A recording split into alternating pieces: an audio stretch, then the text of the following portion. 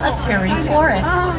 And here in the forest, the animals are really good at camouflage. Do I have any little explorers on my truck? Oh, blending in. I heard that one from the back. That's exactly right.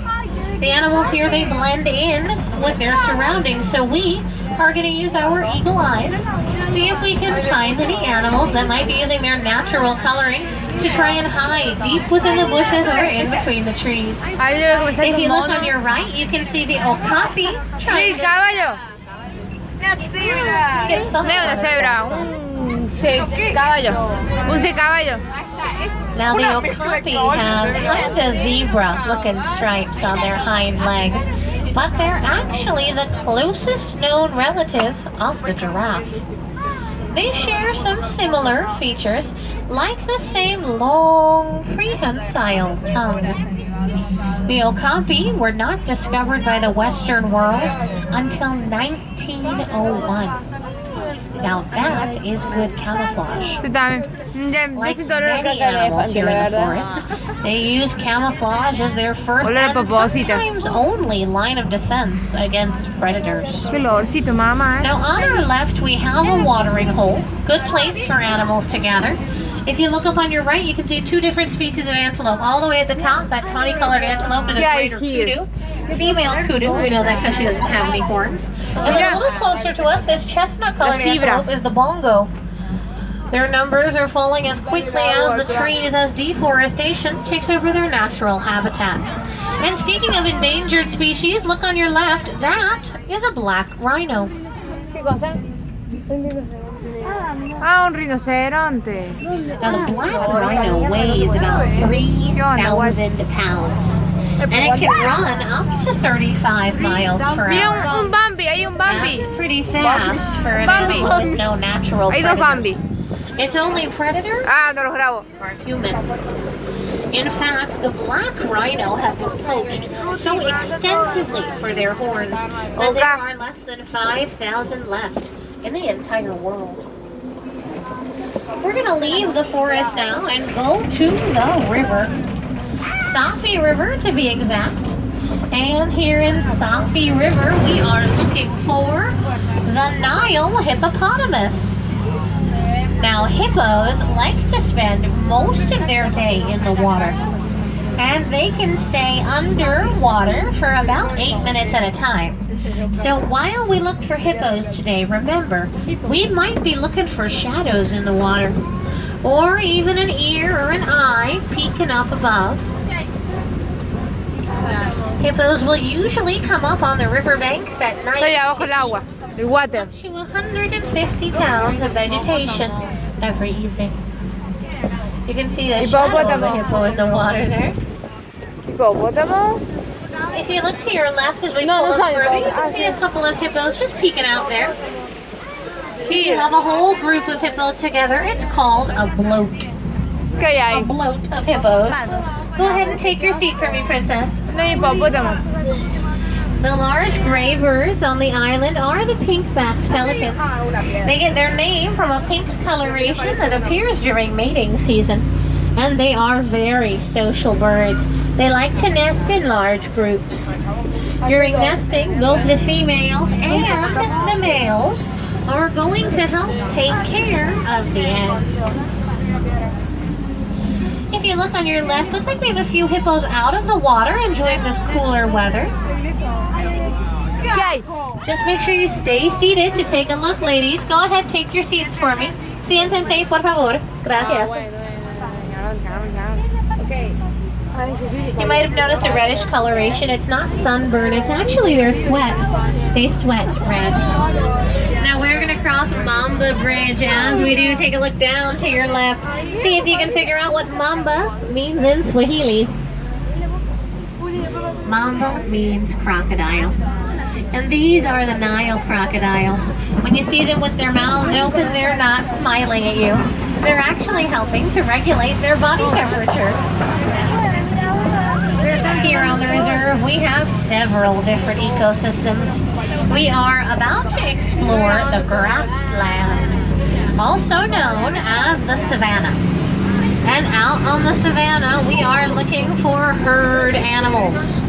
Those are animals that travel together in large groups. So go ahead, take a look at your spotting guide and start brainstorming. What animals do you think might travel in large groups? Elephants, giraffe, zebra, wildebeest. Hopefully we are going to see all sorts of different herd animals. So if you haven't gotten your camera out already, this is the time. We never really know what's going to be hiding in the tall grass out here on the savannah. We are not going to be able to stop for every animal we see, and the animals don't usually stop for us. So if you have a high shutter speed on your camera, an action or a sport motion setting, go ahead, turn it on now. As we come down, I am already seeing several different herd animals. So we're going to go all the way around, see if we can get some really good pictures. Take a look out to your right. You might have already spotted those big horns. Those horns belong to the Ancoli cattle, also known as Watusi cattle. They are the only domesticated animals here on the reserve. Their horns look big and heavy, but they're actually pretty light. They have a honeycomb-like structure inside, and as their blood pumps through their horns, it helps to cool them down. Kind of like their own personal air conditioning system.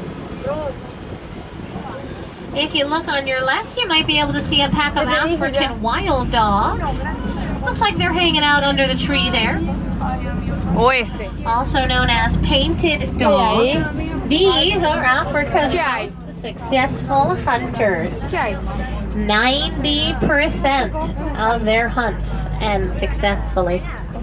Pretty impressive for a dog with only 4 toes. A pack of wild dogs can have anywhere from 5 to 15 dogs, and they're led by an alpha male and an alpha female. They're also the main breeding pair. A female wild dog can have up to 20 pups in one litter. If you look on your left, you can see those Ancoli cattle again. If you look on your right, you can see arguably some of the most famous herd animals, the white-bearded wildebeest.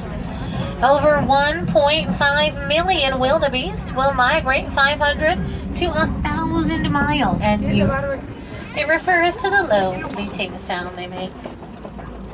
If you look on your left and on your right, really scattered all across the savannah, you can see these large reddish-gray mounds. These are the termite mounds.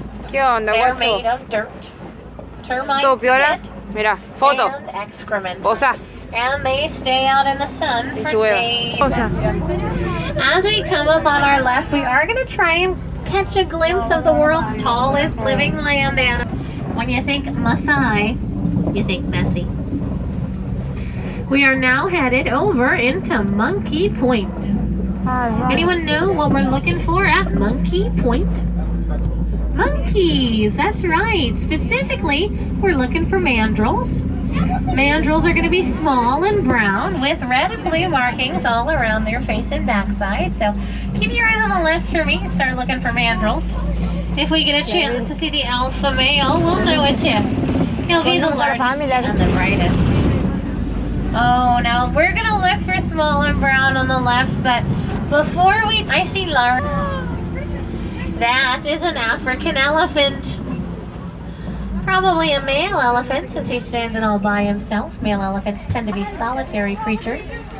Although, he looks a little young to be so far away from the rest of the herd.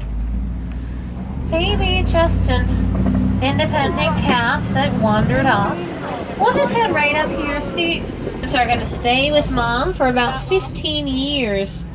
It is the longest adolescence in the animal kingdom. Well, with the exception of humans. Through research with the Disney Conservation Fund, we've discovered that elephants don't like the sound of bees. For whatever reason, the buzzing scares them off and turns them away.